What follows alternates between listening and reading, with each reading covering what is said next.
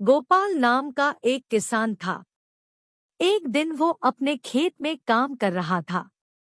अचानक उसे एक सोने का घड़ा मिला, जो सोनों के मोहरों से भरा हुआ था। गोपाल, हाँ, सोने का घड़ा, मेरा तो नसीब ही खुल गया। कमला को दिखाऊंगा तो वो खुशी से पागल ही हो जाएगी। लेकिन जैसे ही वो कमला के बारे में सोचने लगता है, वो थोड़ा डर सा जाता है। गोपाल, नहीं नहीं, कमला को इसके बारे में बताया तो वो पूरे गांव में ढिंढोरा पीटने लगेगी। उसके पेट में वैसे भी कोई बात कहाँ पचती है हो। ऐसा कहते ही उसे अपनी पत्नी दिखाई देती है। कमला, हमारे खेत में सोने का हंडा मिला। हमारे खेत में सोने का हंडा मिला। गोपाल, अरे बापरे, नहीं नहीं, ऐसा नहीं होना चाहिए। लेकिन मैं कमला से इस बात को छुपाऊंगा कैसे? इतने बड़े घड़े को तो मैं अकेले उठा के नहीं ले जा सकता। कुछ तो उपाय सोचना पड़ेगा। गोपाल ने उस घड़े को फिर से मिट्टी से ढक दिया और उसी बात पर सोचते हुए वो घर पहुंचा। कमला, आज बड़े जल्दी घर लौट आए। गोपाल, मुझे जोरों की भूख लगी है, जल्दी से खाना परसो। कमला ने खाना परोसा, लेकिन गोपाल का ध्यान खाने में नहीं था। गोपाल, कमला, मुझे भूख नहीं है, मैं जरा बाजार होके आता हूँ। कमला, बड़ी अजीब बात है, अभी तो कह रहे थे कि बड़ी भूख लगी है। तबीयत तो ठीक है ना आपकी? गोपाल, हाँ हाँ, मैं ठीक हूँ। रात को देर हो जाएगी, तुम खाना खाकर सो जाना। गोपाल अब बाजार पहुंचता है। वो बाजार में से कुछ मछलियां और लाल रंग के 4-5 डिब्बे खरीद लेता है। फिर वो सारा सामान लेकर अपने खेतों में पहुंचता है। गोपाल, मुझे अब काम पे लग जाना चाहिए। गोपाल अब उस लाल रंग को पानी में मिला देता है और पूरे खेत में उस रंग की सिंचाई कर देता है। उसके बाद साथ लाई हुई मछलियों को वो खेतों में बिखेर देता है। गोपाल, हम अब ठीक है। रात को बड़ी देर से वो अपने घर पहुंचता है। गोपाल, अरे ये तो सो गई। कमला, कमला उठो, कमला तुम्हें कुछ बताना है। अरे जल्दी यहाँ आओ। कमला, पोहा, क्या हुआ? आपको आने में तो बड़ी देर हो गई। गोपाल, बात ही कुछ ऐसी है, मेरे साथ खेत में चलो। कमला, अभी? इतनी रात गए, कल सुबह चले जाएंगे। गोपाल, नहीं कमला, अभी चलो, अपने खेत में बारिश हुई है। कमला, ये कैसे हो सकता है? यहाँ पर तो कोई बारिश नहीं हुई, आकाश भी साफ है। गोपाल, अरे पगली, वही तो बात है, बारिश सिर्फ हमारे खेतों में हुई है, वो भी साधारण बारिश नहीं, मछलियों की बारिश। आसमान से ढेर सारी मछलियां अपने खेतों में बिखरी पड़ी है।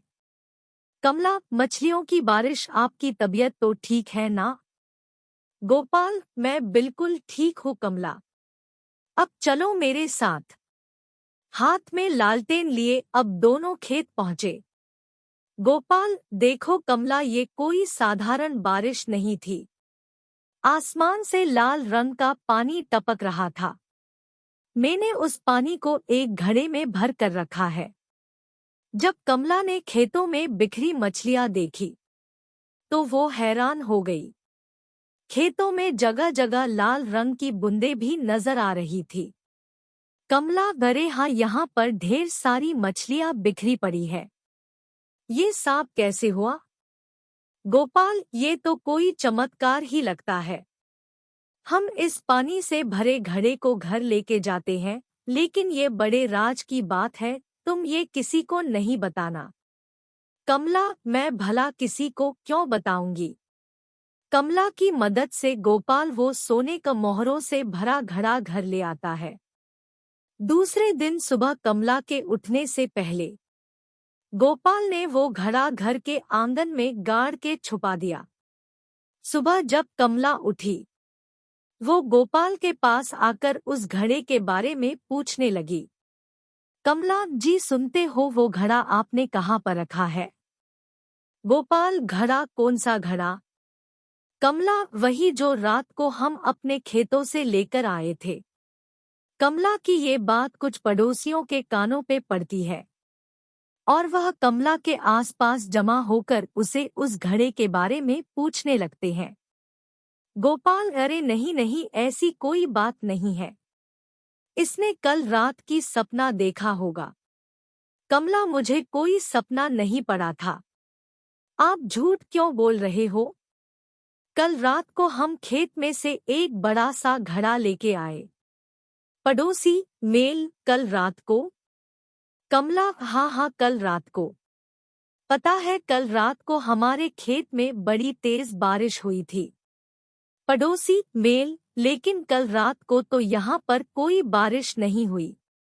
कमला, वही तो, बारिश सिर्फ हमारे खेतों में हुई थी, और वो भी कोई साधारण बारिश नहीं, आसमान से लाल रंग का पानी बरसा। और पता है, ढेर सारी मछलियां भी आसमान से टपक कर हमारे खेतों में गिरी। वो घड़ा उसी लाल रंग के पानी से भरा हुआ था। कमला की ये बात सुनकर वह जमे सभी लोग हंसने लगे। पड़ोसी, मेल हंसते हुए, मछलियों की बारिश ऐस भी कभी कुछ हो सकता है भला? ये जरूर पागल हो गई है बहन, तुमने जरूर कोई सपना देखा होगा। चलो भाई, खाली पीली अपना समय बर्बाद हुआ। मछलियों की बारिश पागल कही की। कमला, अरे रुको जरा, सुनो तो, मैं सच कह रही हूँ, अरे रे सुनो तो, सच में मछलियों की बारिश हुई थी। अरे आप तो कुछ बोलिए ना। गोपाल, मैंने तो पहले ही कहा था, तुमने कोई सपना देखा होगा। अब जाने भी दो कमला, जल्दी से मुझे नाश्ता दे दो, खेतों में जाने में देरी हो रही है। कमला, हम क्या सच में मैंने कोई सपना देखा है? हम अपनी पत्नी को पुटपुटा हुए अंदर जाता देख गोपाल मन ही मन मुस्कुराता है। राज की बात हमेशा राज ही रहनी चाहिए, नहीं तो वो राज क्यों कहलाएगा? हाँ हाँ हाँ।